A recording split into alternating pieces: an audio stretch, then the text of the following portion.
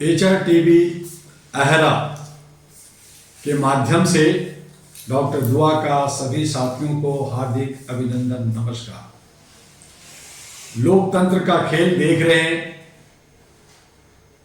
और आपने दिल्ली का भी खेल देख लिया। ये तो होना ही था।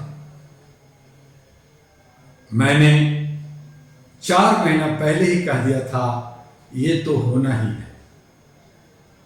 जिस तरह से केजरीवाल को एक अहम ईगो हो गया था कि मैं तो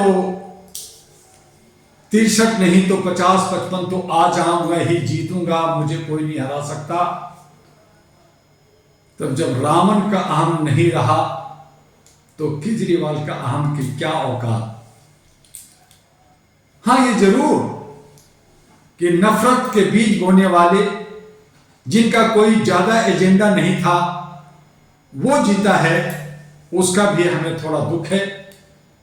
लेकिन एक को जाना था, एक को आना था, और कांग्रेस जानबूझकर बुद्धम शरणम हो गया था। वो बीजेपी के सपोर्ट में, बीजेपी के झोली में जा चुका था। इसलिए कांग्रेस के दिग्गज नेताओं ने न कोई प्रचार, न कोई बात, कहीं राहुल जाता तो कहीं प्रियंका गांधी, ये भी बढ़ गए थे। ये भी आखिर में समझ गए थे कि हमें कुछ नहीं आना और खामोश बैठ गए।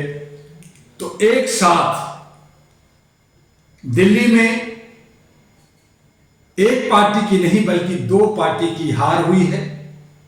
एक साथ दिल्ली में 2 पार्टी जीत हुई है। आम आदमी पार्टी की हार, उसका राष्ट्रीय पार्टी की तमगा बहुत जल्द छिन जाएगा, क्योंकि दिल्ली से हार पंजाब की तरफ जाएगा और कमोबेश भारत के जिन जिन हिस्सों में आम आदमी पार्टी थोड़ा अस्तित्व बनाई, वो सब धराशायी हो जाएंगे। क्योंकि ये पार्टी एक व्यक्ति पे खड़ा था और वो था केजरीवाल। केजरीवाल धराशायी हुआ जैसे रावण धराशायी हुआ। पूरा लंका धराशायी हो गया, वहां तमाम लोग खत्म हो गए। उसी तरह से आज केजरीवाल का दाहिना हाथ सिसोदिया हार गए, बायां हाथ सत्येंद्र जैन हार गए, दुर्गेश पाठक जनरल सेक्रेटरी आम आदमी पार्टी का हार गया। उनके जितने भी अच्छे लीडर थे हार गए। अतिशी भी हार रही थी, लेकिन अंततोगत्वा जितने वोट से केजरीवाल हारे, उतनी ही वोटों से अतिशी की जीत मिली है। अब वो कौन सा खिड़ाओं को पूजा करेगी, किसको अपना देवता मानेगी, ये तो देखना है। लेकिन विपक्ष का लीडर बन करके जब सदन में जाएगी तो उसकी दहाड़ होगी या खामोशी, ये भी देखना होगा। मैंने 4 महीने पहले कहा था कि प्रवेश वर्मा नई दिल्ली से जीतेगा। लोगों ने यकीन नहीं किया था, मुझे बुरा भला कहा था। वहां पे शीला दीक्षित की बेटा जीतेगा ऐसा लोग कह रहे थे। लेकिन मैंने कहा था कि संदीप दीक्षित का जो भूमिका पूर्वी दिल्ली में रहा वो अच्छा नहीं था। वो भी अहम और अहंकार से भरा हुआ व्यक्ति रहा है, उसे तो हारना ही था। रमेश बिदूड़ी अपनी गलतियों की वजह से जाल में फंस गए, वरना वो निकल जाते। कुछ गलतियां हुई जो उनको सोचना हो। ओखला में मुसलमानों का वोट का दुर्विकरण, बंटवारे की दुर्विकरण और अंततोगत्वा अमानतुल्लाह उस सीट को निकालना, जो कि मुस्लिम को साथ दिया और बाकी मुसलमानों का जो पोजीशन था वो बेकार था।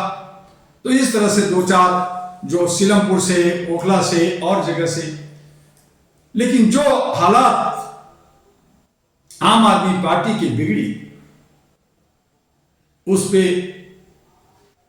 हम और आप क्या कहते हैं, हम आप क्या सोचते हैं, ये बेहतर जानते हैं। अब इन्हें काफी चिंतन करने की जरूरत होगी। मैं जब इनके ऑफिस में गया था कुछ समझाने, कुछ बताने, तब इनके स्टाफ लोगों ने इस तरह से कीला घेराबंदी कर रखा था कि कोई बाहरी, कोई भी लोग हमारी बात नहीं करेंगे, हमारे बीच नहीं आएंगे। मैंने इसी वक्त आम आदमी पार्टी के गेट पे कहा था कि बिहारी जहां एक बार बोल दे, एक बार शराब दे दे, तो वापिस नहीं होता। आम आदमी पार्टी दिल्ली में हारेगा। एक बिहारी 1977 में इंदिरा गांधी को चैलेंज किया था कि मैं कांग्रेस को खत्म कर दूंगा। कांग्रेस खत्म हुआ, इंदिरा गांधी जेल गई थी।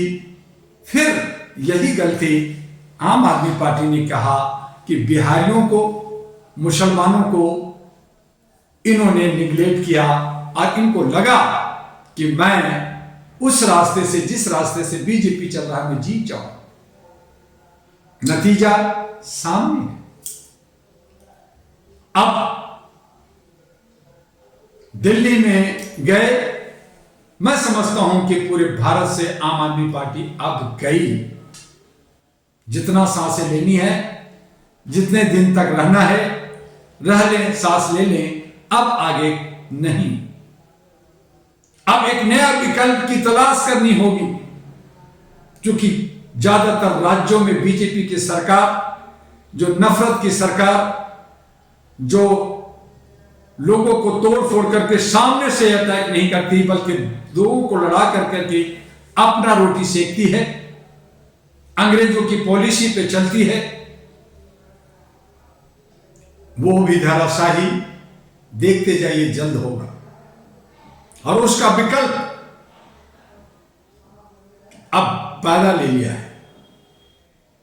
दिल्ली तो हमने छोड़ दिया, लेकिन बिहार नहीं छोड़ी। बिहार के अंदर अहरा नेशनल पार्टी एनपी, मानवीय मूल्यों पर आधारित एनपी 243 सीटों पे लड़ेगी। और वहां जितने भी पुराने धुरंधर हैं, जितने भी पुराने पार्टियां हैं, जो अपने आप को बहुत बड़े तीसमार खां समझ रहे हैं, उनको धूल चटाने के लिए अहरा नेशनल पार्टी एनपी प्रवेश करने जा रही है। अब वहां मानवीय मूल्यों के आधार पर बिहार को विश्व गुरु और सबसे उन्नत राष्ट्र बनाने के लिए, विकसित करने के लिए, उन वहां के तमाम बेरोजगारों को रोजगार, शिक्षा, स्वास्थ्य, सुरक्षा देने के लिए अहरा नेशनल पार्टी बिहार में पदार्पण करने जा रही है। और बिहार के नौजवान नौजुवतियों को बिना किसी भेदभाव का, जो बिहार के अंदर जातीय समीकरण, धर्म का, जात का, ऊंच का, नीच का जो बना रखा है, उन तमाम को पाटना है, समेटना है और एक सूत्र में बांधकर बिहार की तरक्की को आगे बढ़ाने के लिए अहरा नेशनल पार्टी इंटर करेगी। मैंने कश्मीर के लिए, मैंने हरियाणा के लिए, मैंने महाराष्ट्र के लिए, मैंने झारखंड के लिए और दिल्ली के लिए, मैं कोई भविष्यवक्ता नहीं हूं, लेकिन मेरी एनालिसिस थी कि ये तो होना ही था, ये होगा, चोरी चकारी सब कुछ होगा।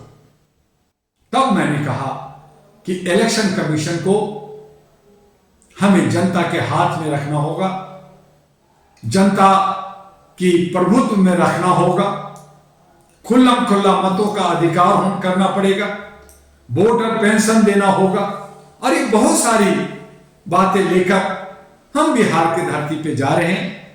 और जितने भी पुरानी पार्टियां हैं, जितने भी अहंकार में डूबे हुए हैं, जिन लोगों ने बिहार को लूटा है, उन्हें जमीन पे चित करना होगा। और उसके लिए मानवीय मूल्यों पर आधारित अहरा नेशनल पार्टी, जो किसी व्यक्ति विशेष का नहीं, किसी अहंकारी का नहीं, बल्कि बिहारी का, बिहार के प्रवासियों का, भारत के नागरिक का एक ऐसा प्लेटफॉर्म जहां सबको एक साथ लेकर चलने की शपथ लेकर आगे बढ़ रही है। सामाजिक काम करते हुए हम लोग सत्ता में इसलिए आना चाहते हैं कि हमारा लोकतांत्रिक व्यवस्था बदल सके, लोकतांत्रिक व्यवस्था मजबूत हो सके, संविधान बच सके और तरक्की विकास का रास्ता खुल सके, हमारे नौजवानों को रोजगार भरपूर मिल सके, आर्थिक आजादी हो, सामाजिक भागीदारी हो, सामाजिक हिस्सेदारी हो और साथ में अमन और शांति के साथ हम एक दूसरे से मिलकर रह सके। तो ये सब अब देखते रहिए। दिल्ली का खेल हो चुका। दिल्ली के अंदर 27 साल के वनवास के बाद बीजेपी का पदार्पण हुआ है। बीजेपी को काम करना पड़ेगा, क्योंकि सेंट्रल गवर्नमेंट बीजेपी, अब स्टेट गवर्नमेंट बीजेपी और नगर निगम है आम आदमी पार्टी के हाथ में।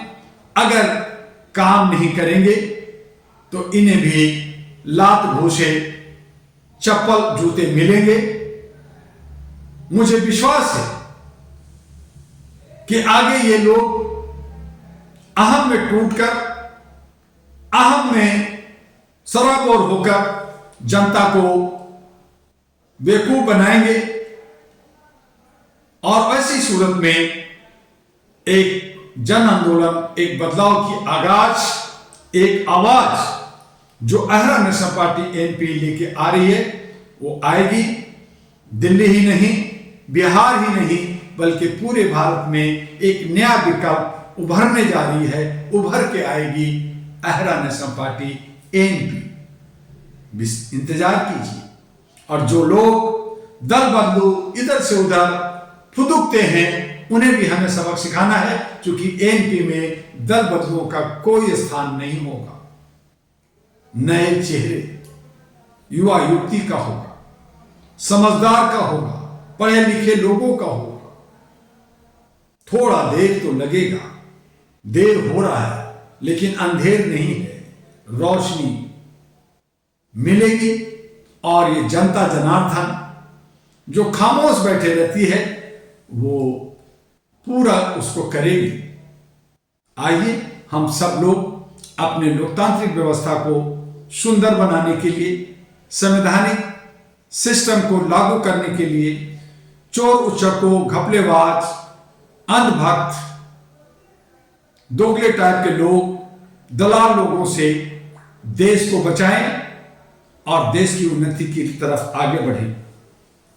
सरकार किसकी बनती है, नहीं बनती है, उस पे भी हम लोग नजर रखेंगे। वो काम करती है, नहीं करती है, उस पे भी हम लोग नजर रखेंगे। लेकिन जो भी हुआ ये तो होना ही था। और दिल्ली ने जो भारत की राजधानी मिनी भारत है, वहां से पूरे भारत को संदेश दिया है कि अब एक बीजेपी सरकार, एक बीजेपी पार्टी है और उसका नया विकल्प अब हमें तलाशना है। और तलाशना नहीं है बल्कि आ चुका है और वो अब लोकतांत्रिक व्यवस्था में खड़ा हो गया है, सामना करेगा बीजेपी से। बीजेपी वर्सेस एनपी, एनपी अहरा नेशनल पार्टी। बस आज इतना ही, कल फिर मिलेंगे। आपका डॉक्टर एलनी दुआ, अहरा और एनपी का राष्ट्रीय अध्यक्ष। तब तक के लिए सामाजिक काम करते रहिए, अपने आप को जोड़ते रहिए और बिहार के अंदर जो 50,000 मुझे वॉलंटियर चाहिए, बाकी सारे संसाधन, बहुत सारी चीजें, उन सब को जोड़ने की हम तैयारी कर रहे हैं। आप हमें साथ देंगे, हम सब एक साथ, आप और हम मिलकर के बिहार को आगे ले जा करके भारत को एक नया सवेरा, एक नया संदेश देंगे। और वो संदेश न सिर्फ भारत के लिए बल्कि विश्व के लिए होगा। जय हिंद, जय भारत।